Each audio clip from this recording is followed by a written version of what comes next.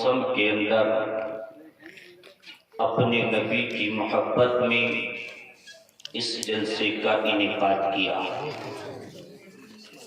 یہ جناب محترم مولانا اکبر علی صاحب کی کاوشوں کا نتیجہ ہے، لیکن ساتھ میں آپ تمام بھی حضرات نے بھی ان کا ساتھ دیا تو یہ مبارک سما بن سکا۔ اللہ رب العزت کی بارگاہ میں دعا ہے، پروردگار آپ تمام کی محنتوں کو قبول فرمائے۔ اللہ رب العزت آپ کے اس اخراجات کا بہتر صلہ دنیا و آخرت میں نصیب فرمائے۔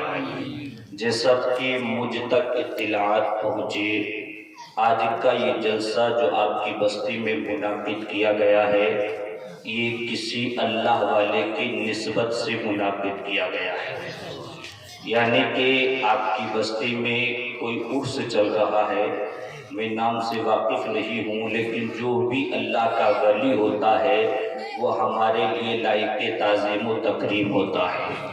اس کی محبت ہم اپنے آپ پر ضروری سمجھتے ہیں اور رب کی بارگاہ میں دعا کرتے ہیں، پروردگار اپنے تمام نیک بندوں کا فیضان ہم تمام کو نصیب فرما۔ اور بڑی خوشی کی بات یہ ہے کہ آج ماہ رجب المرجب کا بھی چاند نظر آ گیا ہے، یعنی کہ سلطان الہند خواجہ معین الدین حسن چشتی علیہ الرحمہ کا جو عرس ہوتا ہے اس ماہ مبارک میں وہ بھی لگ چکا ہے، یعنی کہ اب سے ٹھیک 6 دن کے بعد میں سیدنا خواجہ غریب نواز رحمۃ اللہ تعالی علیہ کا عرس پاک منایا جائے گا۔ تو یہ اللہ والوں کا مہینہ چل رہا ہے، تو میں بہتر سمجھتا ہوں کہ اسی کی نسبت سے تھوڑی سی گفتگو کر لوں، تھوڑی سی سیدنا خواجہ غریب نواز رحمۃ اللہ تعالی علیہ کی تاریخ بیان کروں اور چیدہ آپ حضرات کی باتیں گوش گزار کرنے کی کوشش کروں گا۔ اللہ رب العزت کی بارگاہ میں دعا ہے، پروردگار ہمیں حق بولنے کی اور آپ کو حق سننے کی توفیق عطا فرمائے اور پروردگار اس جلسے کو قبول انعام فرمائے۔ دیکھیے، اللہ کی نبی کی محبت میں جو بھی جلسہ سجایا جاتا ہے وہ کبھی فیل نہیں ہوتا ہے۔ ہماری سماعتیں چھوٹی ہو سکتی ہیں، ہماری گفتار چھوٹی ہو سکتی ہے، لیکن اللہ کی عزت کی قسم ہم وہ مسلمان ہیں کہ ہم تمام کچھ برداشت کر سکتے ہیں، لیکن اپنے نبی کے عشق پر حملہ برداشت نہیں کر سکتے۔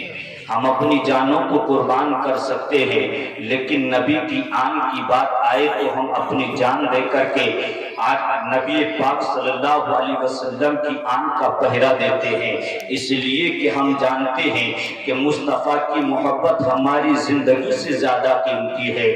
ہماری زندگی تو آج ہے، کل اس کو ختم ہو جانا ہے، لیکن محبت رسول وہ چیز ہے، قسم خدا کی جب تک دنیا میں رہو گے تو عاشق رسول بن کر کے چمکتے رہو گے، قبر میں جاؤ گے تو فیضان مصطفیٰ کے حصول ہوں گے، حشر کے میدان میں جاؤ گے تو مصطفیٰ کی شفاعت کے شامیانے ہوں گے، اور ہم گناہگار امتی اپنے مصطفیٰ کے نعرے لگاتے ہوئے جنت میں داخل ہو جائیں گے۔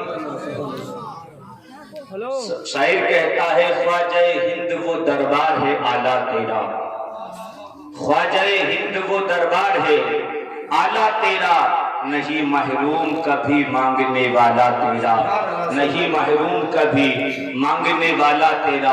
اللہ کی عزت کی قسم، یہ کون خواجہ معین الدین چشتی ہیں؟ اللہ آپ تاریخ اٹھا کر کے پڑھو۔ آج لوگ کہتے ہیں کہ سیدنا خواجہ غریب نواز رحمۃ اللہ تعالی علیہ ہندوستان کی سرزمین پر یہ پیدا نہیں ہوئے، ہم بھی جانتے ہیں نہیں ہوئے، کہتے ہیں ہندوستانی نہیں ہے، ہم کہتے ہیں سنو، خواجہ وہ ذات ہے جس نے ہندوستان پر آ کر کے ہندواسیوں پر احسان کیا ہے، اپنے تو اپنے بیگانوں پر بھی اپنے کرم کا شامیانہ تان دیا ہے۔ اللہ اکبر مسلمانوں، کون ہے یہ خواجہ غریب نواز؟ آؤ ان کی سوانح حیات کو ہم پڑھ کر کے سناتے ہیں، اس سے پہلے آپ حضرات اسلاف کی سنت کو ادا کریں اور اپنے نبی پر جھوم کر درود پاک پڑھیں۔ वीडियो बना रहा उस टाइम उनकी मुहम्मद मुबारक वसल्लम जो फोन कर रहे थे तुमने उठाता क्यों आई ना या रसूल अल्लाह या हबीब अल्लाह सल्लल्लाहु तआला अलैहि वसल्लम। कभी लोग कहते हैं कि ये सुन्नी क्या करते हैं, पैसा जमा करते हैं और उड़ा दिया करते हैं। हम कहते हैं ये जलसा हो या जुलूस हो, ये कोई नया काम नहीं है, ये तो मुस्तफा के दौर से होता चला आया है। और याद रखो तबलीग इस्लाम का एक बेहतरीन तरीका है जलसा, तबलीग इस्लाम का एक बेहतरीन जरिया है जलसा। आप जब तारीख उठा करके पढ़ेंगे तो चाहे मुस्तफा जाने रहमत की जिंदगी को पढ़ लो या उनके असहाब की जिंदगी को पढ़ लो या वलियों के सरदार गौस की जिंदगी को पढ़ लो या हिंदल वली ख्वाजा मोइनुद्दीन की जिंदगी को पढ़ लो या इस्लाम की हिफाजत करने वाले बरेली की सरजमीन पर पैदा होने वाले आशिके रसूल इमाम अहमद रजा की जिंदगी को पढ़ लो।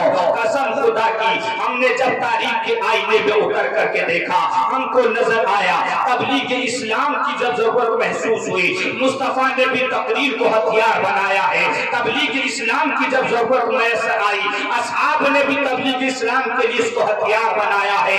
अब तो ये है सैयदना गौसे आज़म रज़ियल्लाहु तआला अन्हु एक मर्तबा मेरे मुस्तफा के दीदार से फैज़याब होते हैं। अल्लाहु अकबर, मेरे मुस्तफा